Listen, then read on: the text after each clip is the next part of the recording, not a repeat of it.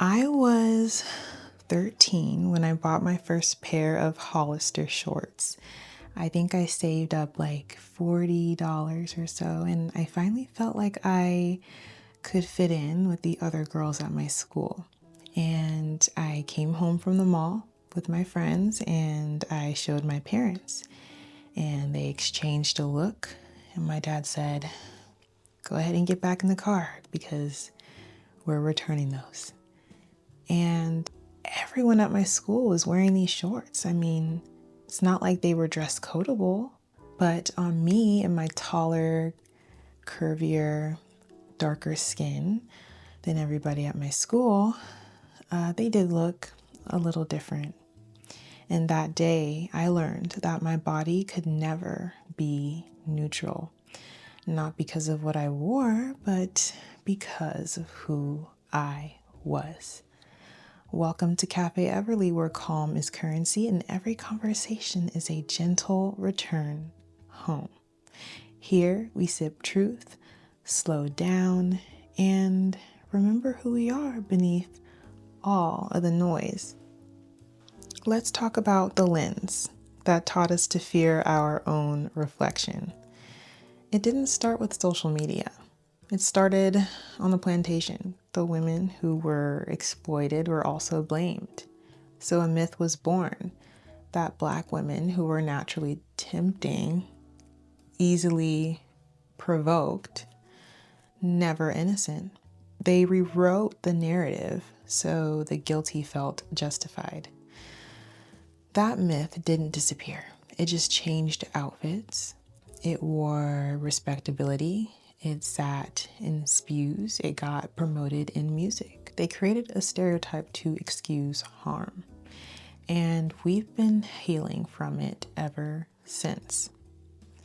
After slavery, we were split into two caricatures: the Mammy, safe, maternal, and asexual, and the Jezebel, scandalous, always too much.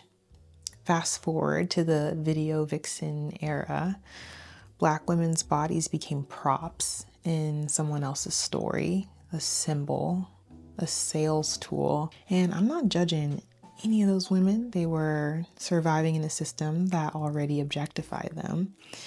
But then came the Instagram age, and the algorithm learned the same thing. More skin equaled more reach, more clicks, and more worth. We went from being used to being pressured, and that's not freedom. That's economic manipulation in a pretty package.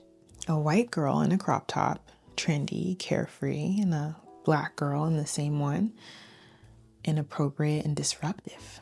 Same outfit, different assumptions, and I can remember getting dress coded for a tank top while my friend wore the exact same one all day.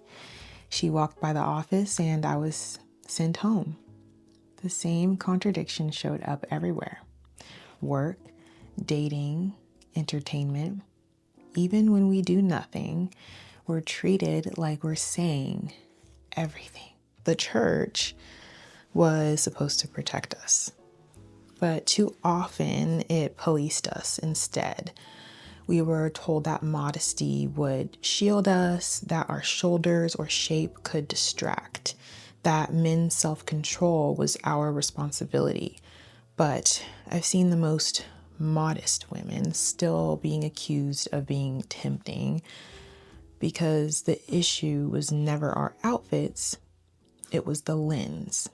They turned beauty into a burden and called it holiness. But you can't cover your way out of a projection. It was never about what we wore. It was about how we are seen. When the world objectifies you for existing, you start to believe that that's all you are. You shrink, you apologize for your curves, you monitor your smile, you learn to move through the world like a shadow. I did everything right, and still I was read wrong.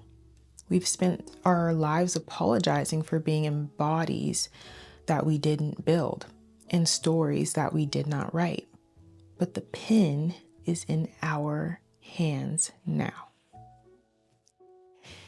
Healing looks like this: seeing beauty as safe again, wearing what honors you, not what avoids their opinion, holding your head high in a body that was never the problem. We get to release their projections. We get to redefine modesty as alignment, not fear. And we get to speak without lowering our voices. We get to exist without shame. God never called you or called your body a curse. He called it fearfully and wonderfully made. They told you to shrink, and He told you to shine.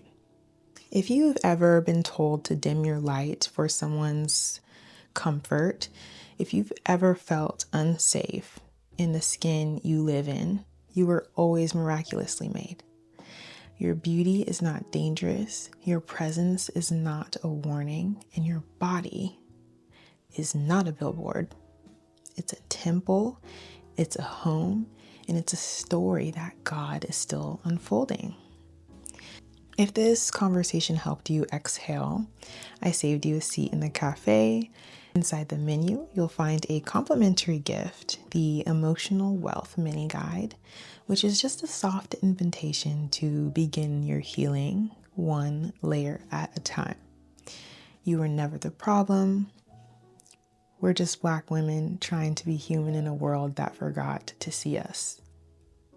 I'll see you next time at the cafe. Until then, protect your peace, honor your softness, and let God remind you that you are already enough. See you next time.